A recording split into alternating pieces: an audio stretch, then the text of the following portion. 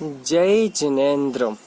आचार्य श्री 108 ज्ञान सागर महाराज की प्रेरणा से जो श्री सुत संवर्धन ज्ञान संस्कार शिक्षण शिविर चल रहा है उसमें हम भाग 2 अर्थात इस भाग का क्या कर रहे हैं, स्वाध्याय कर रहे हैं। अभी तक हमारे 5 पाठ हो चुके हैं। कल हमने देखा था कि पाठ 5 में देखा था हमने सच्चे देव शास्त्र गुरु किसे कहते हैं, किसे मानना चाहिए और किसे नहीं मानना चाहिए। और आज हम देखेंगे पाठ 6 रत्नात्रय सम्यक दर्शन सम्यक ज्ञान सम्यक चारित्र को रत्नात्रय कहते हैं। उसके पहले अगर आप लोगों ने इस वीडियो को लाइक नहीं किया है, जो आपकी जिज्ञासा है वह आप हमारे लिए कमेंट के माध्यम से पूछें।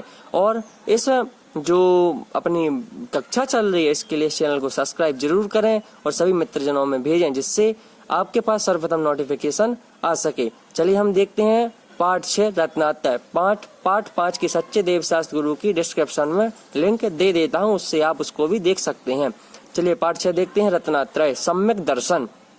सर्वप्रथम सच्चे सिद्धांत विश्वास या यकीन को ही क्या कहते हैं, सम्यक दर्शन कहते हैं। निश्चय सम्यक दर्शन और व्यवहार सम्यक दर्शन, ये 2 सम्यक दर्शन के क्या है, भेद हैं। देखो, विश्वास करने को ही, यकीन करने को ही क्या कहते हैं, सम्यक दर्शन कहते हैं। हमारे लिए इस प्रकार से ऐसा समझना चाहिए कि विश्वास करने को क्या कहते हैं, सम्यक दर्शन कहते हैं। अब हम देखते हैं किसके बारे में, इसकी ओर आगे पढ़ते हैं थोड़ा सा, कि आत्मा का जैसा का तैसा पर दिव्यों से भिन्न श्रद्धा अर्थात विश्वास निश्चय सम्यक दर्शन कहलाता है। सच्चे देव शास्त्र गुरु दयामय धर्म और साधु तत्वों का सच्चे दिल से यथार्थ सिद्धांत करना व्यवहार सम्यक दर्शन कहलाता है। हमने देखा था कि यकीन करने को क्या कहते हैं, सम्यक दर्शन। उसके 2 भेद, एक कौन सा, एक निश्चय सम्यक दर्शन और एक व्यवहार सम्यक दर्शन। निश्चय क्या कहलाता है, आत्मा का जैसा का तैसा पर दिव्यों से किसी भी द्रव्य से कोई मतलब नहीं रखना, केवल अपनी आत्मा ही आत्मा में लीन रहना, क्या कहलाता है, निश्चय सम्यक दर्शन। और व्यवहार से सच्चे देव शास्त्र गुरु और दयामय धर्म सातों तत्वों का दिल से अतः सच्चे हृदय से श्रद्धान करना, वह कहलाता है व्यवहार सम्यक दर्शन कहलाता है। अब देखते हैं सम्यक दर्शन की उत्पत्ति और आवश्यकता। सम्यक दर्शन धर्म रूप, आगे देखते हैं, सम्यक दर्शन धर्म रूपी पेड़ की जड़ है। जड़ के बिना पेड़ नहीं ठहरता, वैसे ही सम्यक दर्शन के बिना सब धर्म कर्म व्यर्थ होते हैं, उनसे कुछ अधिक लाभ नहीं होता। इसलिए आत्म कल्याण के लिए सबसे पहले सम्यक दर्शन प्राप्त करना चाहिए। देखिए, सबसे पहले हमारे लिए क्या, जब मोक्ष मार्ग के लिए हम लग्न हैं, सबसे पहले हमारे लिए सम्यक दृष्टि और सम्यक दर्शन प्राप्त करना ही क्या रहता है, अत्यंत आवश्यक रहता है। जिस प्रकार टायर के बिना क्या नहीं चल सकती, गाड़ी नहीं चल सकती, उसी प्रकार वह मोक्ष मार्ग पाने के लिए सम्यक दर्शन सबसे पहले क्या करना चाहिए, हमारे लिए प्राप्त करना चाहिए। जिस प्रकार से जड़ के बिना पेड़ नहीं होते और पेड़ के बिना जड़ नहीं होती, इसी प्रकार से सम्यक दर्शन में सर्वप्रथम हमारे लिए क्या प्राप्त करना होता है। सम्यक दर्शन की महिमा क्या है, जिस प्राणी को सम्यक दर्शन हो जाता है वह मरने पर स्वर्ग का देव या भोग भूमि में मनुष्य गति में उत्पन्न होता है। स्त्री नहीं होता, पहले नरक को छोड़ अन्य 6 नरकों में नहीं जाता। भवनत्रय, स्थावर, विकलत्रय, पशु, नपुंसक, अल्पायु अर्थात अकालमरण, गरीब, अंगों से हीन, पक्षी और नीच कुल में भी जन्म नहीं होता है, जो सम्यक दर्शन को क्या प्राप्त कर लेता है। तो उसकी क्या यहाँ पर महिमा बताई है कि वह कभी नपुंसक नहीं बनेगा, स्त्री नहीं बनेगा, देव बनेगा तो क्या भवनतक में नहीं जाएगा, भवनतक उनको भवनवासी बेंतर और ज्योतिष इनमें नहीं जाएगा, वैमानिक देव बनेगा, ठीक है। पक्षी नहीं बनेगा, नीच कुल में जन्म नहीं लेगा, हीना अंगों से आंख नहीं है, कान नहीं है, सुनाई नहीं देता, बोल नहीं पाता, ऐसा नहीं बनेगा। और भोग भूमि में क्या जन्म लेगा, अगर मनुष्य बनेगा तो भोग भूमि में जन्म लेगा। कहाँ पर, भोग भूमि वह कहलाती है जहाँ पर 14 कल्प वृक्ष वगैरह होते हैं, वहाँ पर कोई कार्य करने की जरूरत नहीं होती, केवल वहाँ पर मांगो और वह हमारे लिए क्या दे देते हैं अपने आप ही।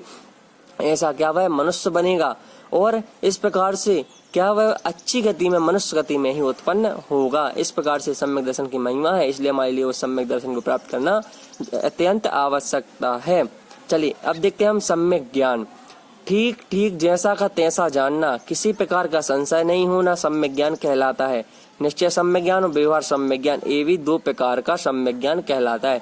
ठीक ठीक, जैसे कि देखो, इस भाग में आपकी पुस्तक में जो आपके लिए पढ़ाई जाती है, जो जैन धर्म है हमारा, शास्त्र आदि है, उनमें जैसा लिखा है वैसा ही ज्ञान करना। अगर उसमें गलत लिखा है तो उसके बारे में नहीं बोल रहा हूँ, जो उसमें सत्य लिखा है, जो आचार्यों ने लिखा है, जो काम की चीज है, जो कल्याण की चीज है, जो इस भाव संसार से तराने की चीज है, जो वस्तु है, जो विषय है, उसको क्या जैसा का तैसा जानना ही क्या कहलाता है, सम्यक ज्ञान कहलाता है।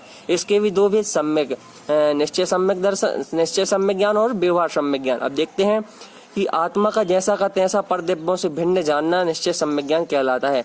आत्मा में ही लीन रहना, आत्मा को आत्मा में लीन रहना क्या कहलाता है, और उसका ज्ञान करना सम्यक निश्चय सम्यक ज्ञान कहलाता है।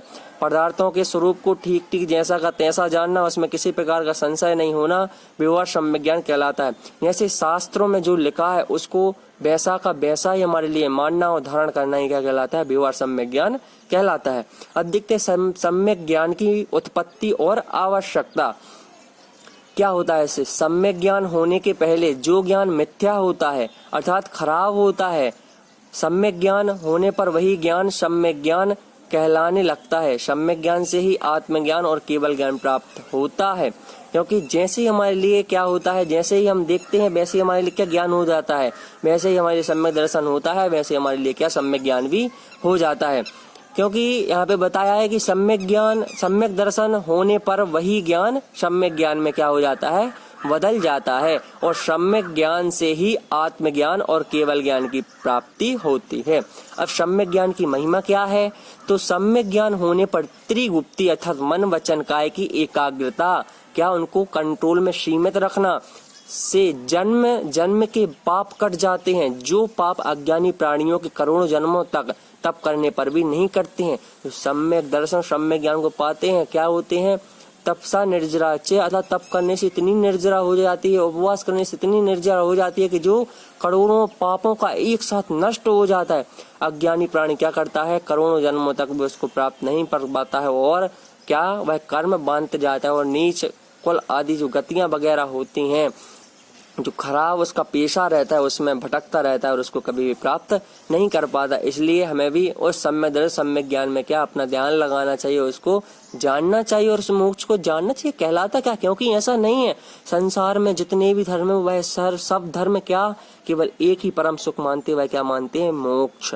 अर्थात हर धर्म मोक्ष को मानता है, इसलिए हम उसको क्या नकार नहीं सकते। क्योंकि हम तो कह सकते हैं कि अरे क्या होता है जैन धर्म, सब बकवास चीज है, ऐसा फलाना है। नहीं, हमें इसको नहीं बोलना है, जो लिखा है वह सत्य है। हमने कल समझा था, अगर नहीं देखा हो तो आप डिस्क्रिप्शन में जो वीडियो दिए ना उसके लिए जरूर देखें, क्योंकि उसमें और अच्छे से इसके लिए क्या अच्छी तरह बताया गया कि क्यों नहीं माने, उसके लिए किसको मानना चाहिए किसको नहीं मानना चाहिए। और अभी हम क्या देख रहे थे, सम्यक ज्ञान की प्राप्ति। अब देखो सम्यक ज्ञान की प्राप्ति का उपाय कैसे होती है, तो सच्चे शास्त्रों को पढ़ने पढ़ाने, सुनने सुनाने तथा बार बार विचारने, आत्मचिंतन करने, पाठशाला खुलवाने, शास्त्रदान करने या छात्रवृत्ति देने आदि से सम्यक ज्ञान प्राप्त होता है। अब हम देखते हैं सम्यक चारित्र। अशुभ कार्यों को छोड़ना, शुभ कार्यों में प्रवृत्ति करना सम्यक चारित्र कहलाता है। हमारा भाव से पेशा क्या, हम कसाई थे, उसके लिए हमने क्या छोड़ा। एग्जाम्पल के तौर पर बता रहे हैं कि हम कसाई थे और हमने उसके लिए छोड़कर नियम लेकर क्या कर दिया, उससे अब दूर हट गए और धर्म ध्यान करने लगे, तो क्या वह सम्यक चारित्र में परिवर्तित होगा। लेकिन पहले तो उसके लिए वह सम्यक ज्ञान सम्यक दर्शन सम्यक ज्ञान ही प्राप्त करना हो, उसके बाद चारित्र आएगा। क्योंकि चारित्र कुछ अलग चीज होती है और भाव अलग चीज होते हैं, क्योंकि हम अपना जो चरित्र रहता है वह सबके सामने अच्छी तरह से प्रकट नहीं कर पाते हैं। तो अशुभ का खराब कार्यों को छोड़ना और शुभ कार्यों में अच्छे कार्यों में प्रवृत्ति करना अर्थात मन को लगाना, वह ही सम्यक चारित्र कहलाता है। इसके भी दो भेद हैं, निश्चय सम्यक चारित्र, व्यवहार सम्यक चारित्र, दो सम्यक चारित्र के भेद हैं। आत्म स्वरूप में लीन होना निश्चय सम्यक चारित्र कहलाता है। बिल्कुल आत्मा का ध्यान करना, किसी से कोई मतलब नहीं, हे भगवान मैं संसार में एको हम निर्ममा शुद्ध ज्ञानी योगिंद्र गोचरा, इस प्रकार से क्या भाव कर रहे हैं, बिल्कुल आंख बंद करके लीन है, इस प्रकार से क्या कहलाता है, वह सम्यक चारित्र निश्चय सम्यक चारित्र कहलाता है। और जो व्यवहार सम्यक चारित्र रहता है वह कैसा, हिंसा, झूठ, चोरी, कुशील और परिग्रह, इन 5 पापों तथा 4 कसाय, क्रोध, मान, माया, लोभ का क्या करना, त्याग करना, अर्थात उनको छोड़ना, वह क्या कहलाता है, सम्यक व्यवहार सम्यक चारित्र कहलाता है। अब सम्यक चारित्र की प्राप्ति का उपाय क्या है, तो बीतरागी निर्ग्रंथ दिगंबर साधुओं की संगति करना, दान देना, वैयावृत्ति आदि करने तथा व्रत, 5 समिति, 3 गुप्ती, 12 तप, धर्म, 10 धर्म आदि करने से क्या होता है, सम्यक चारित्र्य प्राप्त होता है। इस सम्यक चारित्र्य से ही सम्मर व निर्जरा होती है, अर्थात कर्मों का एक निश्चय होता है और उसी से क्या मोक्ष मार्ग प्राप्त होता है। रत्नात्रय और मोक्ष मार्ग, सम्यक दर्शन, सम्यक ज्ञान और सम्यक चारित्र्य को रत्नात्रय कहते हैं। इन तीनों की एकता को मोक्ष मार्ग कहते हैं। यथार्थ में यही मोक्ष की प्राप्ति का उपाय कहलाता है। इससे शिक्षा क्या मिलती है कि संसार के दुखों से छूटने का सच्चा उपाय रत्नात्रय ही है।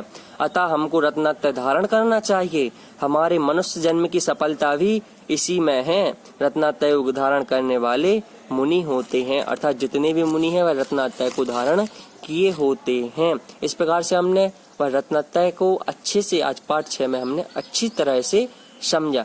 मैं आशा करता हूँ आप सभी के लिए अच्छी तरह से आ गया होगा और समझ गए होंगे। अगर नहीं आए तो जो भी जिज्ञासु कमेंट के माध्यम से हमारे लिए बताएं, उसका समाधान हम आपके सामने वहीं पर कमेंट के माध्यम से करेंगे। अगर आप लोगों ने इस चैनल को सब्सक्राइब नहीं किया तो इसको सब्सक्राइब जरूर कर दें। सभी के लिए पुनः जय जिनेंद्र।